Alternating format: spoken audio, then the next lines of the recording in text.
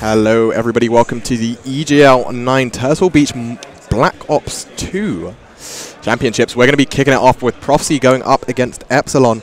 Although at the moment they've just ended that game. While they're restarting that game, let's run you through the maps that you're going to be seeing today. It is going to be Yemen Hardpoint, Search and Destroy on Express, CTF Standoff, another Hardpoint on Raid, and Search and Destroy on Slums.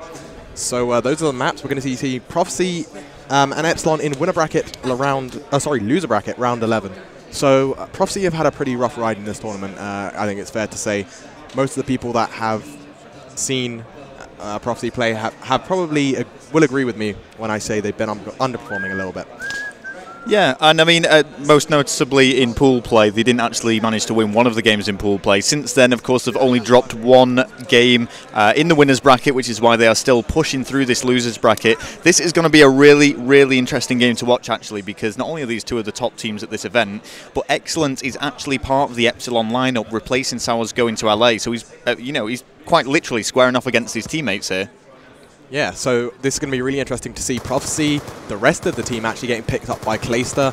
They're going to be representing another European side, another UK side, because the majority of the team will be European with Clayster in LA. Clayster maybe a little bit unhappy with the Prophecy performance so far in this event, but overall they're hoping to bring it back, and Prophecy have actually been fighting all the way through the loser bracket. They are where they are now, and I think they are playing for top 4. So from what people predicted would be an early finish for Prophecy, they're making it, and they're almost back up to where people will expect Prophecy to be. So all they've got to do is take this game, and they're going to be that much closer to competing in the loser bracket final and potentially the grand final here at EGL9.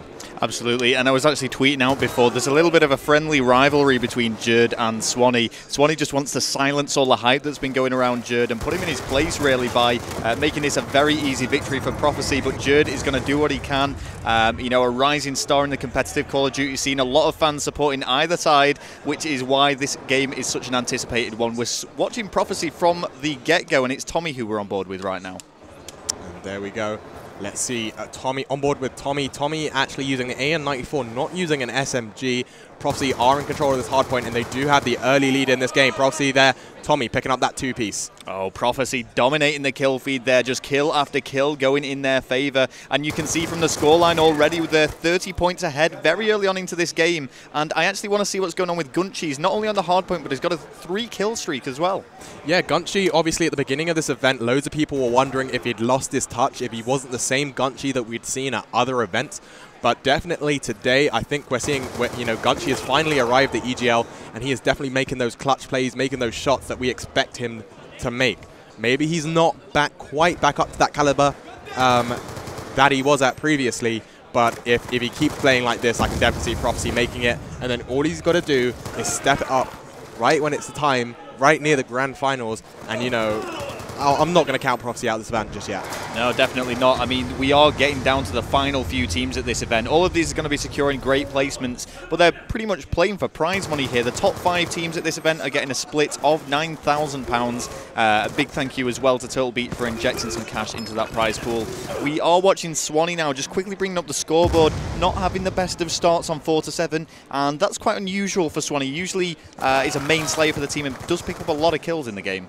Yep, and now the scoreboard, the score line is actually starting to even up with Epsilon there now taking the lead, and Prophecy Swanee now setting up on this next hard point. 70 points to 61 right now. Epsilon just have a slight narrow lead against Prophecy, but Prophecy did decide to give away the last few points in that hard point, and now everyone is going to be rotating over to this new one. Going to come up in just a few seconds, and Prophecy look like they have a pretty solid setup going on here. Can we look at the minimap and see exactly where Prophecy have positioned themselves? Yeah, now this is interesting. We've got 2 people in the hardpoint and 2 people anchoring. It's actually going to be Tommy and Gunchi that are doing the anchoring. Excellence, though. He is on that hardpoint. He's managed to pick up 2 kills. Let's see what's going on for him now as he tries to follow that up and make it a 3rd, which he does, retaining that hardpoint for his team. And now there's no real players around him at the entrance. Throws that grenade, gets picked up there by Jerd. Jerd is now the person in that hardpoint. Prophecy not able to reclaim the lead. Gunchi and Tommy, though, trying to take out 2 players of Epsilon. Excellence here, going all the way around the back. He's going to try anchor once again, try get a hold of these spawns. But this map isn't as much of an anchor heavy match as some of the other hard points. If you think about Hijacked and you think about gosh, what is that map called now? Map with the house. Map with the house standoff, maybe? Standoff? Got a few houses in it. No, the big house, the villa. The bit. Yeah, I'm lost on it, but I know what you're saying. It's not one of these maps where you particularly have an anchor. Everyone kind of just charges into this hard point. Yeah, for sure. Now let's see, McGee getting taken out there. Prophecy actually in control of this hard point, still not taking the lead back yet, but they do have a pretty solid setup here. One player right in that middle of that hard point. Swanee getting taken out by Jerd, however, and we're going to see if McGee can help his team push in. Gunchi taking him out. Well, here's McGee. He was trying to make some moves there towards the back. And if I bring up the scoreboard once more, I just want to see if these scorelines are reflecting the overall performance. I mean, this is an incredibly close hard point. There's just over 10 points in it between these two teams. And we're seeing some outstanding performances. Sours going really big for his team, but Jerd there taking out 3 with the Hellstorm. There we go. Sours now sitting on this hard point. He's going to go pick up this kill here onto Gunchi. One more onto Swanee. And almost turns around there and picks up Tommy, but no, Tommy's going to take control of this hard point. It's a Prophecy hard point, but there's only 10 seconds left before the players are going to have to move over to the next hard point. Prophecy probably looking to get that set up so they still have control over the next hard point, but here comes Epsilon. Yeah, Prophecy will be happy to let a few points slip there because, as you say, they will have been rotating around to this other hard point. No one's actually on it at the moment. Only now a Prophecy gaining control of that. Jerd, what are you up to, though? He's actually using the assault rifle, going for the M8A1. Gets shut down by Excellence. Now let's see, Jerd using the M8A1, as you just said. Coming in, he's going to look out over the top, jump straight out, looks for one player, gets a great shot there onto Gunchi, and now Epsilon are in control of this hard point. Just starting to take a pretty commanding lead in this game. They're starting to pick up those points, but no one has really locked down this hard point 100%. Prophecy still have a chance to come in, break this hard point, but it may be possible that they're actually just going to rotate, ignore this hard point, and go somewhere else. Here comes Excellence, and now he's getting those points for Prof. Well, it's very, very close now. Prophecy trailing, but only by 10 points. Epsilon actually switching around and trying to get control of this next hardpoint area before it spawns up, but Prophecy already there. Gunchi taking out Sours and Jerd with 2 really nice headshots. Now let's see what Gunchi can do. Gunchi throwing down that trophy system, almost picking up this kill there. He's just going to keep pre-firing. He's called that out to his teammates, though. They're going to help him out. The player is there. Gunchi's getting shot from 2 directions. Picks up the kill, though. Great headshot by Gunchi. And Prophecy are about to take the lead. No, they've lost control of the hardpoint. Well, it's Jerd with 2 kills to his name at the moment. Takes out Excellence. He is still on this hardpoint in a very dangerous area. Poised and ready to take out anyone who approaches that window. Does not manage to follow the kill up, but wisely keeps himself alive. Now let's see. Jerd still sitting in front of this hardpoint. Turns down the side. Takes out Tommy. Got that B32R, but not picking up any more kills. He does, however, now have the Death Machine. Jerd has the Death Machine for his team. Hellstorm and Lightning Strike. He's got those full streaks, and that's really going to help out Epsilon later on in this game. Epsilon do not have too much to worry about. Prophecy really going to have to do some work. Yeah, Jerd vaulting in there, actually getting control for the final few points, which actually is quite crucial because, 10 points in your favor is also 10 points against the other team as well. It's, it can be a net difference of 20 in a way. But as we've said, Jerd with the full score streaks, picking up kill after kill now. There goes 3, and that's really going to help Epsilon out. There we go, 20 more points in the lead. Rather, Epsilon are 20 points in the lead, and they have actually got control of the hard point, so they're looking to extend that lead. Here comes the Hellstorm missile from Jerd. He's going to pick anyone up. There you go, 4 down onto Prophecy. Great kills there coming in by Epsilon. They have pretty commanding control of this hard point, and although there are 2 minutes left in this hard point, unless Prophecy does something very, very different, I'm not sure they're going to be able to take this map.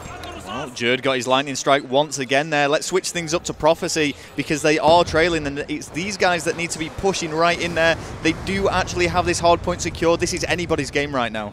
There we go, Prophecy Tommy coming up there from behind, trying to get control of this hard point straight off the bat. Although Epsilon still have control of the other hard point, they're now trailing by almost 50 points. I do actually want to very quickly flick back onto Jerd because he is wielding that Death Machine, which can pick up some big, big kills. He's in a really good area to use this as well. They've left him alone. McGee is going off right now, and Sours actually team killing McGee, but Sours is doing work as well. They've got this mid-map control. Great play there by Sours initially. Gets taken out from behind, however.